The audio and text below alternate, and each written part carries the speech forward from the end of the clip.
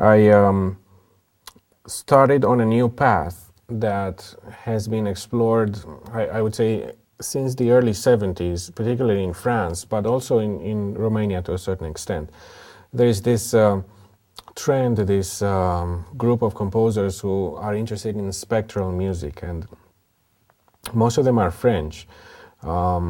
Basically, spectral music has to do with studying the sound, understanding the sound, and writing a type of a music that is based on natural principles.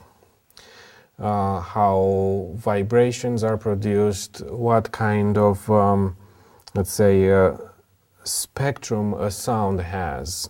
And we've known for a long time that the notes that we hear, for example, this C, as soon as I play this key, we hear the note, and we know what that pitch is. But together with this pitch, there are other pitches, smaller, so to speak, or softer, or less obvious, that create this spectrum of every note. And this would be the overtone series.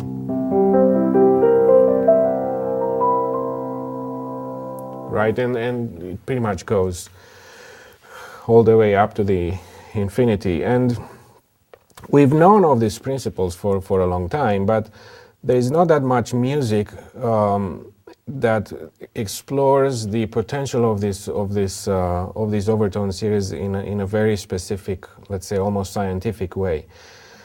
In some ways, most of the music written ever since the Baroque era, the tonal music, is based on major triads and perfect fifths, and these triads are part of the overtone series. But now I think composers are trying to find other ways to incorporate this very natural body that we call sound. And the piece that I wrote a few months ago was based completely on a number of overtone series. In some ways, I had some kind of a safety net. I couldn't go wrong.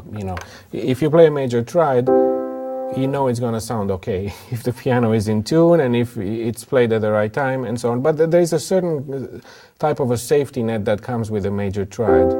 It's been tested for centuries, and we know it's going to be safe.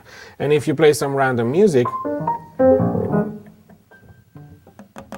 it's probably going to be interesting and challenging, but you may fall and you may crash. And I think if I could summarize, and it's very difficult to summarize what these composers are doing because they're not really doing the same things, and this experiment is still in progress. But if I could, in just a few words, bring this to some kind of a conclusion, I would say that the overtone series, or the natural principles of sound and its vibrations, are becoming some kind of a safety net that allows composers to keep writing, and to write without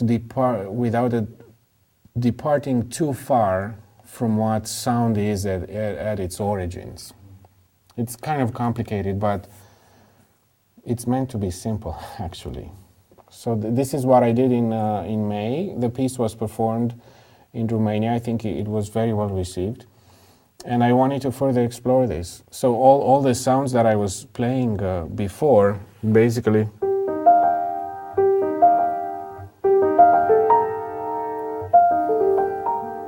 there's a sense of harmony in them, right? Because they're all coming from the same overtone series, which, by the way, is not really reflected accurately in the piano, because this piano is not tuned to, capture these pitches as they are.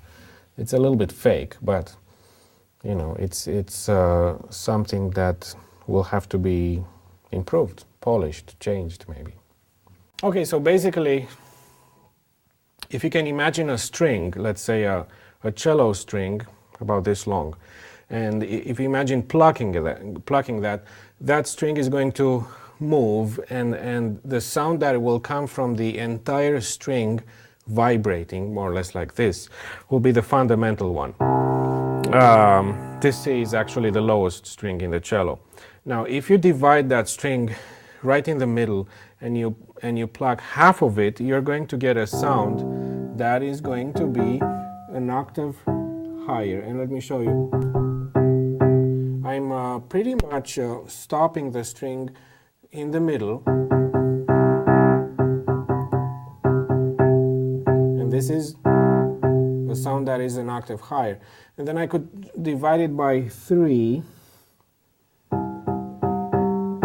And I'm going to get a fifth. And then this is the third, and the seventh is somewhere there.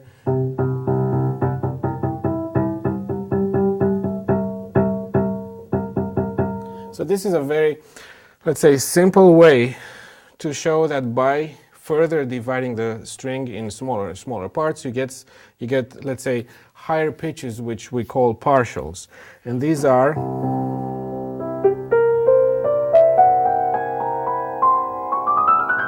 the overtone series. So every note that we play, every note that we sing is going to have these partials. My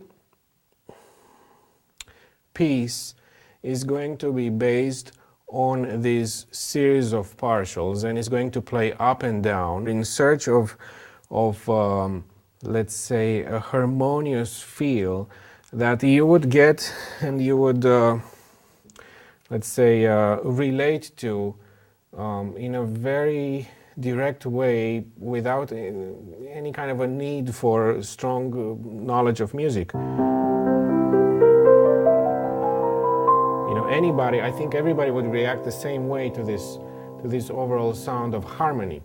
And if we try to use this set or the principle of the overtone series and work with it and depart and